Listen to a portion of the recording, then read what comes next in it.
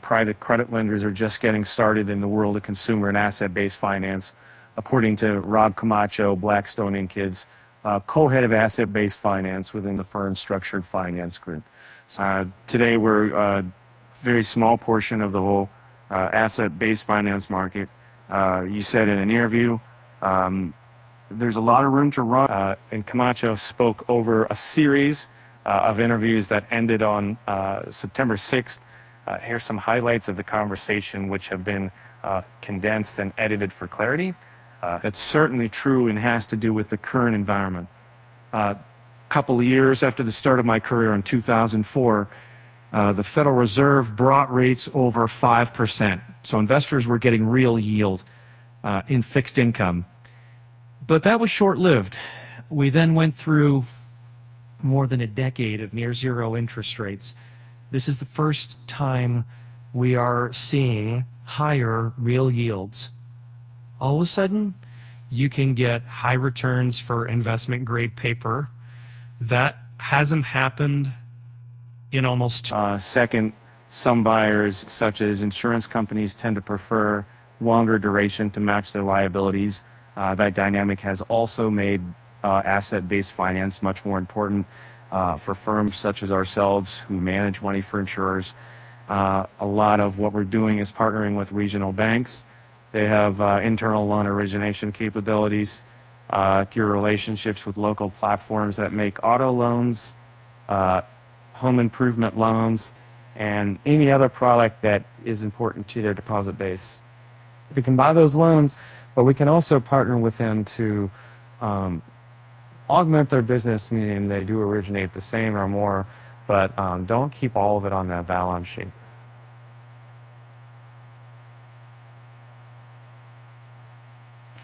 Many banks are calling us to partner with them to continue serving local consumers.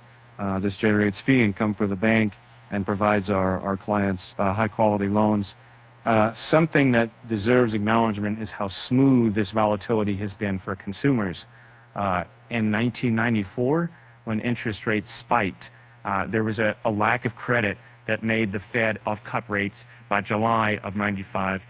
This year, we've had both bank failures and rapid interest rate increases.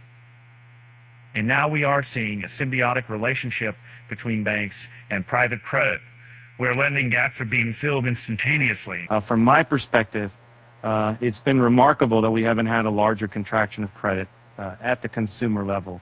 That's probably one of the things encouraging a lot of people to change their calls to a soft landing if credit was unavailable. And with the consumer being 2/3 of the economy, we might have a different outcome. The public ABS market is a great option for originators to distribute risk and raise capital. But we are talking with companies and banks who use ABS about how we see to diversify their funding models. We bought loans from these firms, be it consumer or other types of loans, when the securitization markets were active. The volatility in the ABS market last year reinforced what we've supported for a long time: the importance of having a diversity of funding sources such as securitization, forward flow, and balance sheet. Partnering with private credit managers that can provide capital from longer dated insurance liabilities is a great way to achieve this.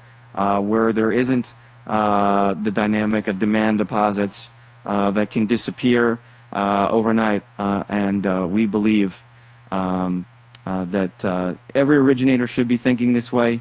I'm biased, of course, but just as an anecdote, we've done several transactions over the past year close to $1 billion, and one that brought our commitment over that mark. So the capabilities of private debt within asset-based finance are just going to expand. Large-scale players who need asset-based debt will prefer to work with a single manager able to commit to those transactions. It'll become more appealing over time to part market all, and investors, especially if the current yield environment persists. And today we are a very small portion of the whole asset-based finance market. There's a lot of room that's very expected. You're hitting the nail on the head. A loan originator's largest liability is their ability to sell loans and continue their business. Therefore, originators tend to have very conservative in capital structures. We're partnering with them over time, and it's important they can service their customers. And that's really what we care about. Our customers are insurance companies and pension funds. Their customers are the consumers, and we need those consumers to have the next. But to be clear, it's not just consumer loans, it's everything. We have aircraft loans, fund finance, and renewables like commercial and industrial solar. We have quite a large business of financing critical infrastructure such as cell towers, as well as intellectual property. We're financing all those things, and we really have just scratched the surface.